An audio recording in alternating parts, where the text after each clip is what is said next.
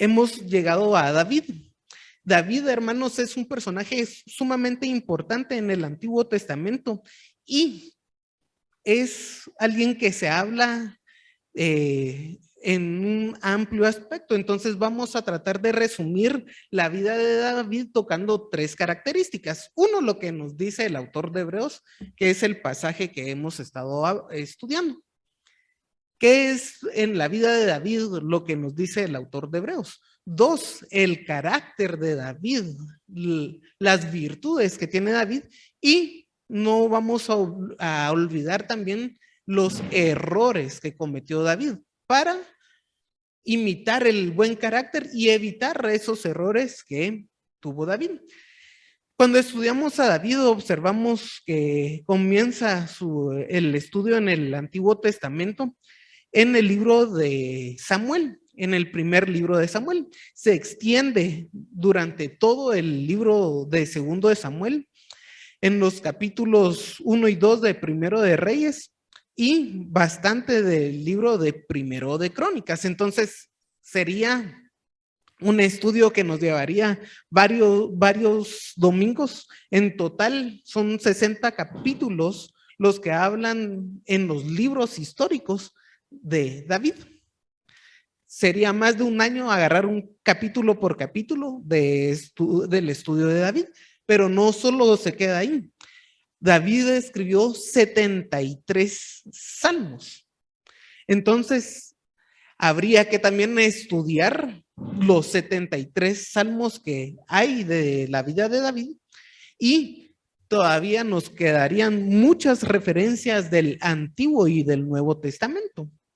Entonces, para resumir y que ustedes tengan un breve resumen cómo podemos bosquejar la vida de David, vemos que en el primer libro de Samuel, del 16 al 31, vamos a tener la promesa de un rey futuro. Y allí vamos a observar la gracia protectora del Señor y cómo es de que el Señor guía a David a cumplir su promesa. Es una gracia protectora porque David se hace de odiar de Saúl por la concupiscencia de Saúl. Luego, tras la muerte de Saúl, vamos a observar en el capítulo del 1 al 10 de segundo de Samuel, evidencias del cumplimiento de la promesa del Señor y bendiciones. Vemos ahí un rey triunfante. Entonces, para terminar la vida de David, el tercer punto sería un rey atribulado por el pecado que comete, que está en segundo de Samuel del capítulo 11 al primer libro de Reyes, capítulo 2, donde concluye con su muerte. La persona de David, y dando datos biográficos, sabemos que era hijo de Isaí, tenía varias habilidades, era músico, guerrero, poeta, profeta, rey y pastor. Condujo a Israel con su poder hacia el punto cumbre del poder político de Israel y poder político y económico de Israel. Entonces, hermanos, es un personaje muy importante y apreciado por los judíos. La extensión del territorio de Israel fue expandido del este a oeste, tomando rutas importantes de comercio del Mediterráneo y del transjordánico, es decir, que atravesaba el Jordán, lo que permitió, como les digo, una ruta de comercio bastante amplia. Eso benefició bastante a la economía del pueblo de Israel. También la amplió de norte a sur, conquistando casi todas las naciones que estaban alrededor del pueblo de Israel. Y con eso enriqueció con el botín de sus guerras y de las victorias, convirtió a las naciones en vasallos, es decir, las demás naciones le pagaban un impuesto a David por estar ahí, porque eran siervos de David, del pueblo de Israel. Entonces, aún con todas esas victorias, la Biblia no nos quita la historia de las fallas que presenta David. Porque David, hermanos, al igual que nosotros, era humano, era imperfecto, pero aún así, Dios lo bendijo. Dios lo castiga, pero Dios lo bendice con todas las fallas y los aciertos que David tuvo. Y hermanos, si la Biblia no quita esas fallas, ¿por qué nosotros no las vamos a estudiar? Debemos de estudiarlas para no cometer los mismos errores. Pero es así, básicamente, un breve bosquejo de la vida de David. Como les digo, es bastante la información que el Señor nos da en las escrituras acerca de la biografía de David. En cuanto a la historia secular, la vida de David es de las narraciones más grandes de la antigüedad sobre el desarrollo de una persona. Ya viéndolo de un punto literario y secular, la Biblia nos deja un registro muy importante y es el más extenso acerca de la vida de una persona. Pese que es de gran extensión la vida de David, se observa que hay poco registro, y es poco, aunque sí lo hay, arqueológico sobre él, sobre todo por la importancia que él tiene. Sin embargo, es muy importante destacar la estela de mesa, que es de un rey de Moab del siglo IX, que habla de David como fundador de la dinastía moabita. ¿Y cómo es eso que él pueda ser fundador de la dinastía moabita? Porque los moabitas también fueron vasallos de David. Entonces él, según esta estela, que es un registro arqueológico, él también puso orden en los pueblos de alrededor, en los pueblos que eran vasallos. También Shoken I, un rey de Egipto que invadió Israel en el año 925, habla de la casa de David. Ya se tiene registro de la casa de David. Esto conlleva a pensar que David estuvo vivo más o menos en el año 1040 al año 970 antes de Cristo. Y hermanos, estos datos históricos, como les digo, no es algo que nuestra fe dependa de eso, pero sí es muy importante conocerlo para defender nuestra fe. Hay un registro histórico arqueológico de la vida de David, pero nos vamos a centrar siempre en lo que nos dice Hebreos 11, que en su versículo 32 dice, ¿y qué más digo? Porque tiempo me haría falta contando de Gedeón, de Barak, de Sansón, de Jefté, así como de Samuel y de los profetas.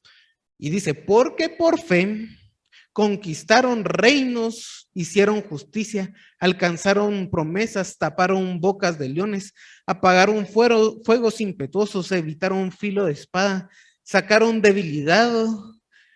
fuerzas de debilidad, se hicieron fuertes en batallas y pusieron en fuga ejércitos extranjeros. Entonces, aquí en este estudio vamos a darle énfasis a lo que David hace, que se ve reflejado en lo que el autor de Hebreos nos está hablando. Tenemos una cronología de David, pero antes de entrar ya al estudio de un pasaje que nos enseña lo que David nos hace y que debemos de tener en mente, los invito a orar. Señor, una vez más estamos ante tu presencia, pidiéndote que tú nos guíes en este estudio bíblico, que tú nos des sabiduría y que ilumines nuestra mente para que podamos entender el texto y tu voluntad que se ve reflejada en ella. Ayúdanos, Señor, a poner en práctica siempre las virtudes que pueda tener David y que lo pongamos en acción, Señor, que cambie nuestro intelecto, nuestro sentir respecto a nuestro entorno, para que nuestra voluntad cambie hacia algo que a ti te agrada, que podamos poner en práctica las cosas que están aquí y no que solo se quede con un conocimiento teórico, Señor. Ayúdanos, danos la fortaleza, danos el querer hacerlo, Señor, y bendícenos en este tiempo de meditación en las Sagradas Escrituras. Esto te lo pedimos. Amén. Entonces, hay una breve cronología que debemos de saber. Vamos a abrir nuestras Biblias en el capítulo 17 de Primero de Samuel. Ya hemos tenido una lectura bíblica en ese capítulo y hay que ver el contexto en que se desarrolla ese capítulo. Primero tenemos a Saúl como alguien que es elegido rey en el capítulo 9. En el capítulo 10, Saúl es ungido rey. En el capítulo 11, Saúl derrota a los amonitas. Y en el capítulo 13 comienza una guerra contra los filisteos. Esas son acciones y victorias en el reinado de Saúl. Hay que ver que Saúl comienza bien su reinado. En el capítulo 14 hay que destacar a Jonatán, el hijo de Saúl, como un gran guerrero, el que guió a la victoria al pueblo de Israel. En el capítulo 15, Saúl desobedece y es desechado. Eso ya vimos parte cuando estudiamos la vida de Samuel. ¿Por qué el Señor desecha a Saúl? Pues desobedece. Y entonces en el capítulo 16 vemos que David es ungido como rey. Y al final del capítulo 16, David está tocando como músico para Saúl. Entonces, en el 17, que es el capítulo que vamos a observar, los filisteos juntaron sus ejércitos para la guerra y se congregaron en Soco. Soco, hermanos, queda aproximadamente a 24 kilómetros de Belén, donde estaba David, que es Judá, y acampan entre Soco y Aseca. En Efes-Damín también Saúl y los hombres de Israel se juntaron en el campo y acamparon en el valle de Ela. Ela está a 22 kilómetros, eso es por la distancia que David va a recorrer. Y pusieron en orden para la batalla contra los filisteos. Aquí vamos a observar una guerra nuevamente de los filisteos. En el capítulo 14 ya se nos dice que los filisteos habían perdido contra el rey Saúl. Los filisteos estaban sobre un monte al lado de Israel que estaba sobre otro monte al otro lado del valle entre ellos, y salió entonces del campamento los filisteos un paladín, el cual se llamaba Goliat, de Gat, y tenía altura de 6 codos y un palmo. Esto que sea un paladín significaba que era un guerrero representante que iba a representar, o era un guerrero entre el ejército de los filisteos. Era un representante y era una costumbre bastante amplia de que el ejército llevara a un representante y peleara con el representante del otro ejército. Generalmente la idea es de que los ejércitos no pelearan, aunque siempre terminaban peleándose entre sí, pero era una forma de animar al ejército a luchar. Era una costumbre el hecho de elegir un representante. Y Goliat tenía la altura de 6 codos y un palmo. Eso implica que tenía una altura entre 2 metros con 93 centímetros a 2 metros con 99 centímetros. Era una altura sumamente grande, pero voy a decir que no era una altura sobrenatural. Y esto lo digo porque hay personas que dicen, ven, Goliat era un gigante por la altura que tenía, y de plano que es hijo descendiente de los gigantes que aparecen en Génesis 6. Voy a decirles que Aquí la altura sí es grande, pero no es algo sobrenatural. A principios del siglo pasado, se comenzaron a registrar alturas de una manera metódica. Y tenemos registro del siglo pasado de personas que fueron bastante altas. Una de 2,72 m que se llama Robert Dalloway y John Regan de 2,69 m. Y si bien está aproximadamente a 20 centímetros de diferencia con Goliat, se tiene el registro que estas personas que tenían una gran altura, sus papás no eran gigantes tampoco, eran personas de estatura mediana y no eran gigantes, aún así ellos tenían esa altura gigantesca. También hay registros de otra persona que murió en 1623 de nombre John Middleton, que sus papás también eran de estatura normal y él llegó a medir 2,82 m. Estaba a 10 centímetros de Goliat. Todo esto se los digo, hermanos, porque sí, Goliat era alguien enorme, pero no era sobrenaturalmente enorme. Eso creo yo que es muy importante cuando estudiamos las escrituras. Generalmente este tipo de personas tenían un problema de hormonas que los hacían crecer a esas alturas.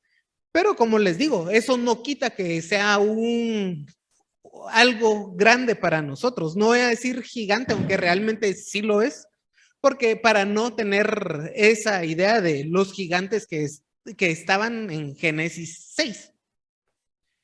Entonces, él sí era una persona enorme, eso no hay duda alguna. Lo que yo digo es de que es muy probable que sus padres fueran personas de estatura normal, no era que era sobrenaturalmente gigante.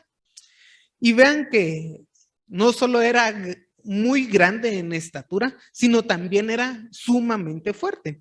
Traía un casco de bronce en su cabeza y llevaba una cota de malla que era el peso de la cota, 5,000 ciclos de bronce, el 17:5 de 1 de Samuel. 5,000 ciclos de bronce. Eso implica que la malla que él tenía un peso de 55 a 57 kilogramos, es decir, 126 libras más o menos de cadenas de metal con escamas de bronce. Cargar un peso solo la malla, como decir el chaleco, de 126 libras, hermanos, era algo que tenía que tener una fuerza muy grande. Y sobre sus piernas traía hebras, es decir, espinilleras, tenía protección en las piernas, que esas no nos dicen cuánto pesaba, pero está por aparte. Hebras de bronce y una jabalina de bronce entre sus hombros. Esto era un arma de ataque. Se tenía la costumbre de que en la espalda llevara un arma de ataque, generalmente era una espada. Los griegos llevaban una espada y eso nos lo dice Homero en las escrituras de Homero. Vemos que era costumbre de esa época llevar una arma de ataque en la espalda, en los hombres. Y el asta de su lanza era como un rodillo de telar y tenía hierro de su lanza de 600 ciclos de hierro. Es decir, la punta de la lanza pesaba 7 kilogramos, como 15,4 libras, solo la punta de la lanza. Entonces, para cargar todo eso, sí tenía que ser alguien muy fuerte. Iba él y levantaba un escudero delante de él. ¿Qué es esto del escudero? Alguien que literalmente levantaba un escudo delante de él. Alguien que servía no solo para levantar un escudo, sino que le proporcionaba agua y algunas necesidades. Para eso tenía un escudero.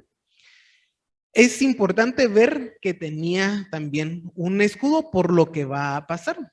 No nos dice cuánto es el peso del escudo tampoco, pero lo que sí sabemos por la descripción que nos da el libro de Samuel es de que era alguien sumamente alto y sumamente fuerte.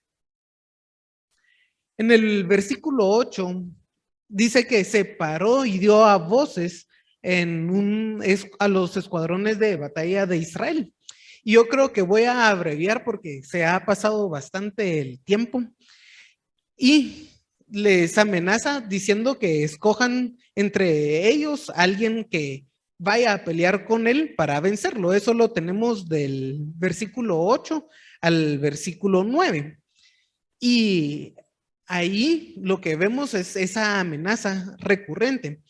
¿Qué es lo que pasa con el pueblo de Israel? Versículo 10, se añadió el filisteo. Hoy he desafiado el campamento de Israel, dame un hombre para que pelee conmigo. Oyendo esto, Saúl y todo Israel las palabras del filisteo se turbaron y tuvieron gran miedo. Esto lo hace por 40 días, según el versículo 16.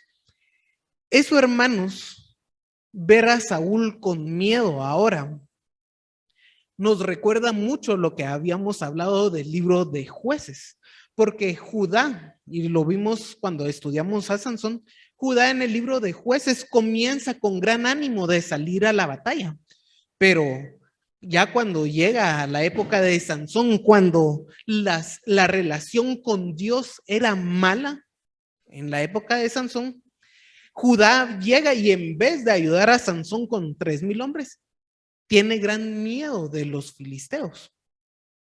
Entonces, nos recuerda mucho el libro de Jueces, justamente porque aquí ya vemos una relación degradada del pueblo de Israel con el Señor, sobre todo por Saúl, que había sido desechado.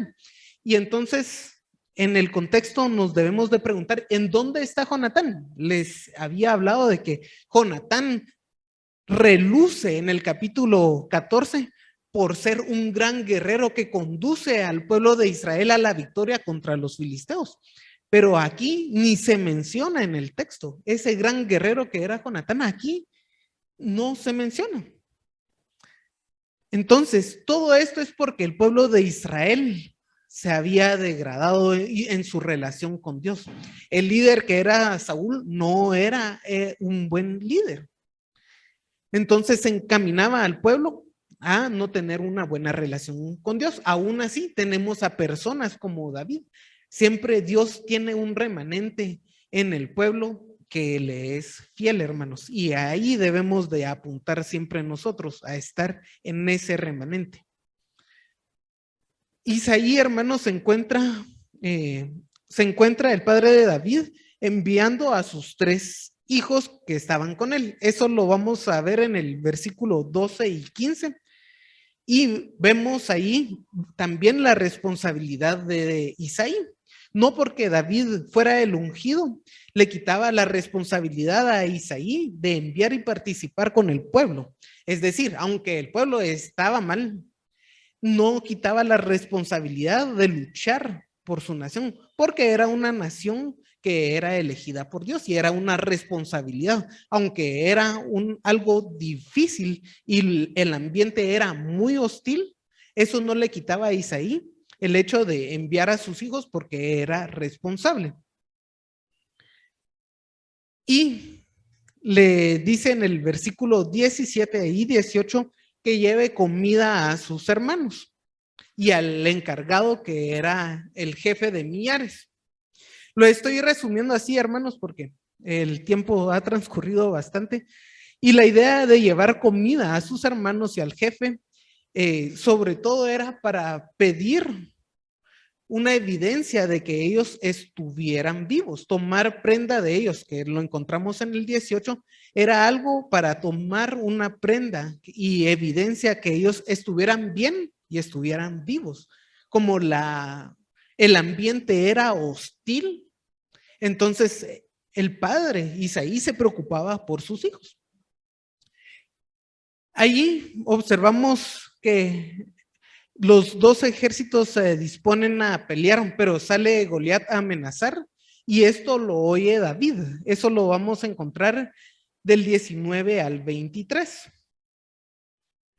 Y entonces llegamos al 24, que nos dicen de todos los varones de Israel que venían, aquel hombre huían de su presencia y tenían gran temor. Y cada uno de los de Israel decía, ¿no habéis visto aquel hombre que ha salido? Él se adelanta para provocar a Israel. Al que venciera el rey enriquecerá con grandes riquezas y le dará a su hija y eximirá de tributos a toda la casa de su padre en Israel. Aquí encontramos que las personas llegaban, se concentraban a ver a Goliat, pero en vez de depender de Dios, temían de Goliat. Dice que veían al hombre y huían, no tenían una dependencia de Dios. Y eso es la sociedad en general. Por eso es muy importante cómo es de que obra David. Además, vamos a observar que si bien hay una recompensa, David no tenía un corazón avaro, no hace las cosas por la recompensa que está aquí. Él lo miraba como una ofensa a Dios y no esperaba las riquezas. No, lo que motiva a David no es esta recompensa, ser libre de los impuestos, casarse con la hija del rey. Eso no es lo que motiva a David, hermanos, y lo vamos a observar. Entonces David habló a los que estaban junto a él diciendo, ¿qué harán al hombre que venciere el filisteo? ¿Quitará el oprobio de Israel? Porque ¿quién es este filisteo incircunciso para que provoque a los escuadrones del Dios viviente? Como les digo, la mentalidad de David no estaba en las riquezas, sino en quitar el oprobio, esa vergüenza que debería de sentir el pueblo de Israel por una persona que tal vez tenía grandes cualidades físicas, pero lo que ve David es de que al amenazar al pueblo de Israel y que ellos no están batallando contra ese gran personaje, entonces hay una vergüenza y el no actuar, hermanos, debería de ser una vergüenza también para nosotros como cristianos. La mentalidad de David era de actuar y ver que el Señor sea glorificado en el actuar que él va a hacer. Goliat salía a retar a Israel, pero también a Dios, porque Israel era su pueblo. Esa es la mentalidad de David. Oyéndole hablar Eliab, y otra vez voy a saltarme este pasaje del 28 al 30, Eliab, su hermano, le dice, le reclama, ¿por qué está acá? Porque según Eliab, al ver a David, no es porque tenga un deseo, sino que lo acusa de soberbio, de malicia, para que no actúe. Porque Eliab, hermanos, está viendo un defecto que no estaba en David, porque él no ve su propia viga que él tiene en el ojo, porque él, tanto él como el ejército, no se animaba a salir a la pelea. Y entonces, versículo 31, fueron oídas las palabras de David que había dicho y se las refirieron delante de Saúl y él las hizo venir y dijo David a Saúl, no desmaye el corazón de ninguno a causa de él, tu siervo irá y peleará contra el filisteo. Y dijo Saúl a David, no podrás ir tú en contra del filisteo para pelear con él porque eres muchacho y él un hombre de guerra desde su juventud. Culturalmente, Saúl, y él representaba culturalmente al pueblo de Israel, no veían grandes cualidades y una posibilidad en el pueblo de David. Lo menospreciaban por ser joven y eso es algo que no hay que hacer. Hay que ver cómo es que está actuando de él, no conforme a la cultura que nosotros tenemos, sino conforme a la voluntad de Dios, voluntad que siempre la encontramos en las escrituras. Entonces, importante es ver ¿Cómo actúan las personas conforme a las escrituras? No conforme a los ojos de nuestra cultura. Las personas que tienen una mala comunión con Dios también, como lo es Saúl, juzgan a las otras personas según su mala comunión. Aquí Saúl le está diciendo que no vaya porque va a perder, porque él, Saúl, no estaba en buena comunión con Dios y trata de detener a David, que quiere actuar, cuando lo que hay que hacer es impulsar a las personas a que actúen. Cuando uno está en una mala relación con el Señor, hasta puede ser algo de obstáculo para que las personas que sí están actuando lo hagan. Y hermanos, eso hay que evitarlo. Y también hay que ver que si usted tiene algo, un deseo que el Señor pone en su corazón, no se vaya a limitar por un mal juicio de alguna persona. Si hay alguien que lo desanima y usted sabe, conoce que lo que está haciendo va a ser para la gloria del Señor, que un mal juicio de una persona no lo detenga, como no detuvo aquí a David. Entonces, vemos en el siguiente versículo que David responde a Saúl: tu siervo es pastor de ovejas de su padre, y cuando venía un león, un oso, tomaba o algún cordero de la manada, salía tras él y lo hería y lo libraba de la boca y se levantaba contra mí y yo le echaba a mano de la quijada y lo hería y lo mataba. Fuese león, fuese oso, tu siervo lo mataba, y este filisteo incircunciso será como uno de ellos, porque ha provocado al ejército del Dios viviente. Añadió David: Jehová me ha librado de las garras del león y de las garras de oso, también me librará de las manos de este filisteo. Y Saúl dijo a David: ve, Jehová esté contigo. Al fin Saúl reconoce la relación que David tenía, pero quiero que veamos algo. Uno, siempre la idea, la sensación de David es porque ha provocado este filisteo al ejército del Dios viviente. Esto, hermanos, es la mentalidad de David, y es una mentalidad que hay que tener siempre. Es a causa del Señor que él va a pelear.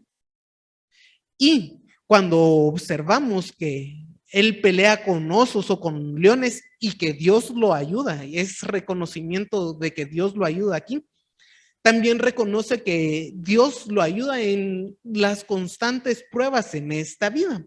Y a veces, hermanos, tenemos muchas pruebas en esta vida, como sea un león, como sea un oso, como lo hizo David, que ese león y ese oso prepararon a David a pelear con Goliat. David, cuando iba y rescataba a sus ovejas de los leones y de los osos, no estaba pensando que en un futuro voy a pelear contra Goliat, a hacer una batalla. Era una prueba en ese instante. Y lo que hacía David era actuar confiando en el Señor. Y a veces nosotros también tenemos pruebas de este tipo. Y hay que actuar confiando en el Señor. Cuando nosotros estamos en pruebas, a veces no sabemos por qué son así, pero esas pruebas posiblemente nos estén preparando para algo mayor, para algo que debamos hacer en la voluntad del Señor. Y tanto en las pruebas pequeñas como en las pruebas grandes, siempre debemos de actuar en la voluntad del Señor. Entonces, es algo importante que nos muestra David que hay que hacer. Siempre depender del Señor en lo pequeño y en lo grande. Y no desfallecer. Cuando Saúl vistió a David con sus ropas, versículo 38, puso en su cabeza un casco de bronce y le armó de coraza, y ciñó a David de su espada sobre sus vestidos y le probó a andar, pero nunca había hecho la prueba. Y David dijo a Saúl: yo no puedo andar con esto porque nunca lo practiqué. Y David de hecho decía aquellas cosas. Para vestirlo, David no podía ser un muchachito como a veces tenemos las ideas o les presentamos a los niños que era como un muchachito de 10 años que iba a pelear con un gigante. No tendría sentido ponerle una armadura de un soldado ya adulto a un niño de 10 años. Tiene que ser, si bien un joven que ya esté desarrollado para que por lo menos tenga sentido de poner una armadura. Y lo que hace David es quitarse las cosas porque para él era un estorbo. Él conoce sus posibilidades. Él va a actuar confiando en el Señor, pero conoce cómo va a hacerlo. Se prepara con piedras y una onda, no con armaduras, porque sabe que eso va a ser estorbo. También cuando vayamos a actuar y a hacer algo para el Señor, también tenemos que reconocer nuestras limitaciones y conocer nuestras posibilidades, hermanos. ¿Qué es lo más efectivo en actuar en las cosas que vamos a hacer? De ahí que tomó su cayado en su mano y escogió 5 piedras lisas del arroyo y las puso en su saco pastoril. Y tomó la onda de su mano y fue hacia el filisteo. ¿Será que él tomaba 5 piedras porque agarraba una y pensaba que iba a fallar? Y aquí les voy a hablar algo acerca del doctor Vernon Magee, que él habla que las 4 piedras que David tomaba no eran para Goliat. Para Goliat iba a ser una de las piedras, pero las otras 4 eran para apuntar a los hermanos de Goliat. Entonces no estaba pensando en fallar las 5 piedras. Y hay algo que hay que recordar para el futuro, que las piedras eran lisas. Ese es un dato muy importante. Entonces, el filisteo venía andando, acercándose a David y el escudero delante de él, y cuando iba el filisteo miró y vio a David y le tuvo en poco. Vean que lo menospreció. Pensó que con las piedras no iba a hacer mayor cosa, porque era muchacho también, rubio y de hermoso parecer. No parecía un guerrero, más parecía un modelo que venía, no un guerrero. Y el filisteo dijo a David: yo soy perro para que vengas con palos, y maldijo a David por sus dioses. Y luego el filisteo a David: ven a mí y daré tu carne a las aves del cielo y a las bestias del campo. Él se burla de David porque ve que es un joven que no tiene experiencia en batalla y sus características finas. Lo está menospreciando, pero todo esto que le dice es una forma de burlarse del armamento de David, y era una práctica común en las batallas. Digamos, insultar a la otra persona para enfurecerla. Burlándose de David, le dice su destino, y como les digo, era una práctica común en la batalla, pero es sumamente importante ver que Goliat está menospreciando a David. Entonces dijo David al filisteo: tú vienes con espada, con lanza y jabalina, mas yo vengo en ti en el nombre de Jehová de los ejércitos, el Dios de los escuadrones de Israel, a quien tú has provocado. Y Jehová te entregará hoy en mi mano, y venceré y contaré tu cabeza, y la daré a los cuerpos de los filisteos, a las aves del cielo y las bestias de la tierra. Y toda la tierra sabrá que hay Dios en Israel. Y toda la congregación de Jehová no salvará con espada, con lanza, porque de Jehová es la batalla y él los entregará en nuestras manos. Este pasaje ya no lo leímos en la lectura bíblica, por eso lo leo brevemente. Y aquí lo que nos está diciendo es que David está mostrando una completa dependencia, y lo que hace, lo hace para que toda la tierra sepa que hay Dios en Israel. David da un testimonio de su propio pueblo, y las palabras que dice David concuerdan con lo que él hace. Y a veces, hermanos, eso creo yo que es algo que debemos de practicar. Siempre decimos, que el Señor te bendiga, pero como que si fuera una muletilla para hablar, no un deseo del corazón, sino como algo de costumbre. Entonces, no es solo lo que está diciendo, que es fácil hablar, pero también es bueno practicarlo. Y hay que ver más allá de lo material, y muchas veces en lo material se concentran las personas. Él ve que va con lanza y espada a Goliat, pero a él no le importa porque lo que ve, la forma en que él lo va a hacer es por la fe. Entonces, aconteció cuando el filisteo se levantó y echó a andar para ir al encuentro de David. David se dio de prisa y corrió a la línea de la batalla contra el filisteo, y metiendo David su mano en la bolsa, tomó una piedra y la tiró contra la honda e hirió al filisteo en la frente, y la piedra quedó clavada en la frente y cayó sobre su rostro. Y entonces aquí quiero yo que veamos algo importante. Ahora hay muchos estudios de física que han simulado esto. Recordemos que la onda que tenía David no era así, sino que era así. Entonces, girar así, con una buena técnica, calculan que iba a hacer 6 o 7 revoluciones por segundo. Hacer esto con buena técnica, ¿verdad? Eso significa que daba 6 o 7 vueltas cada segundo la piedra que iba a girar. Y cuando era lanzada, llevaba aproximadamente 35 metros por segundo. Es una velocidad muy alta. Llevaba una gran energía. Y si se recuerdan que las piedras eran lisas, eso lo que implica es que tenía una mayor presión. Cuando usted va a cortar algo con un cuchillo, no lo corta con la parte más ancha, ¿verdad? Sino con la parte que tiene filo. ¿Por qué? Porque eso aumenta la presión y hace que sea más fácil de cortar. Entonces, todo esto lo que nos implica es de que físicamente sí se puede explicar lo que David está haciendo. Las leyes de la física se ven reflejadas aquí. ¿Por qué es importante esto que les digo?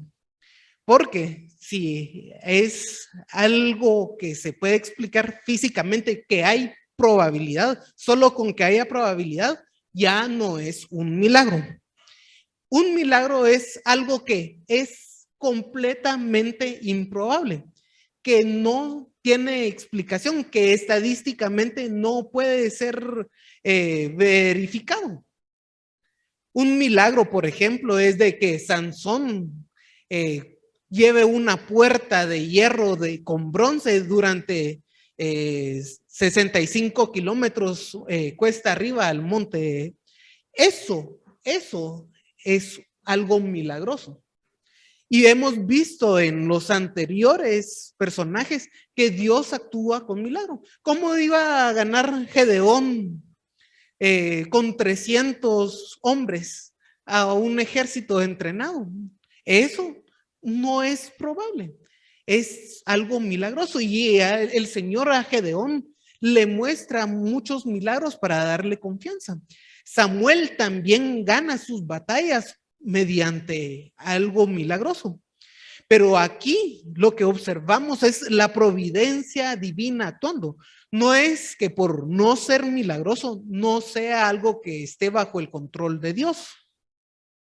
Es la providencia, es otra cosa divina actuando. El Señor tiene en control todo, pero actúa de diferentes maneras.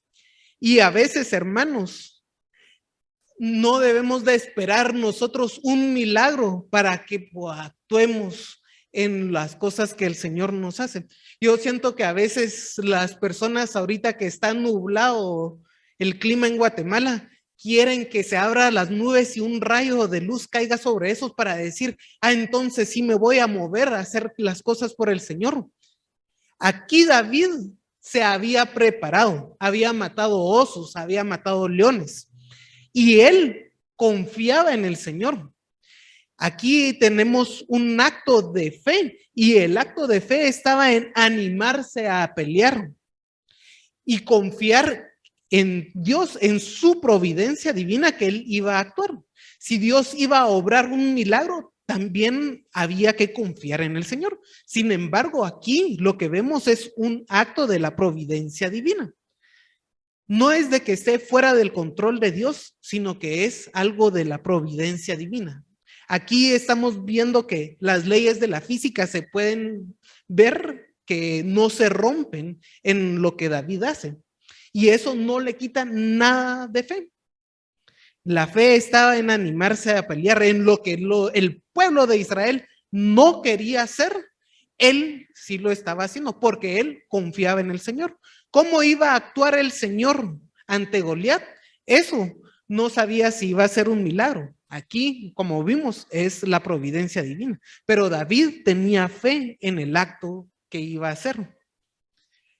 Lo que debemos de ver es de que debemos de hacer todo lo posible. El entrenamiento que él tenía con Goliat, el prepararse y hacer todo lo posible y dejarlo en las manos del Señor. Él sabrá cómo va a actuar en las cosas que uno hace para su gloria y su honra. Entonces, hermanos, el Señor también nos pide a nosotros que hagamos las cosas. Él nos da capacidades. David tenía esa capacidad de la piedra con la honda y no se asustó en ir a luchar así. David, hermanos, así venció al filisteo, versículo 50, con honra y con piedra, y hirió al filisteo y lo mató sin tener David espada en su mano. Y es una recapitulación del autor que está escribiendo aquí. Entonces corrió a David y puso sobre el filisteo y tomando la espada de él, sacándola de la vaina, lo acabó de matar y le cortó con ella su cabeza. Cuando los filisteos vinieron al paladín muerto, huyeron. Goliat fue muerto con su propia espada. Aquí quiero compartirles yo la palabra el comentario de Lutero acerca de este pasaje.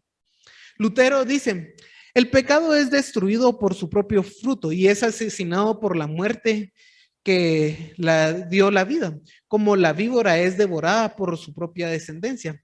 Es glorioso, dice, ver el espectáculo, cómo es destruido el pecado, no por mano de otras, sino por sí mismo, y cómo es traspasado por su propia espada, al igual que Goliat es decapitado por su propia espada. Goliat también era un modelo de pecado, un gigante que aterrorizaba a todo el pueblo, excepto al joven David. Esto es a Cristo, quien sin ayuda derribó y decapitó con su propia espada el pecado. Entonces, para Lutero aquí está hablando de que esta historia nos ayuda y es un símbolo de la obra de Cristo. Goliat aquí, dice Lutero, que es un modelo del pecado que aterroriza a todo el pueblo, a todos aquellos que no tienen la confianza en el Señor, exceptuando a David, que también simboliza a Cristo, representa a Cristo, quien sin ayuda de nadie tomó y decapitó con su propia espada el pecado. Entonces, levantando luego los hijos de Israel y los de Judá, gritaron y siguieron a los filisteos hasta llegar al valle. Y allí saquearon el campamento de los filisteos, versículo 53. Pero quiero llegar a ver que después de la huida del pueblo de Israel, en el versículo 54, para terminar, David tomó la cabeza del filisteo y la trajo a Jerusalén, pero las armas de él las puso en su tienda. En su tienda implica la habitación que él tenía en Belén. Y lo importante aquí es que las trajo a Jerusalén. Si se recordarán, Jerusalén no estaba bajo el poder de los israelitas. Y encontramos en 2 de Samuel 5:6 que hasta ahí llega a tener el poder de Jerusalén los israelitas. Entonces aquí no está. ¿Qué es lo que nos dice algunos comentaristas respecto a esto? Algunos dicen que es una mala traducción y que debería ser la fortaleza de Jebús en el monte Sión, que lo llevó a una fortaleza. Otros, y yo estoy más a favor de esta interpretación, que David fue a exhibir la cabeza de Goliat a Jerusalén, anunciando ya su deseo de conquistar la ciudad. Hermanos, hay pruebas en la vida y Dios nos pone a veces para prepararnos para hacer algo más grande en su voluntad.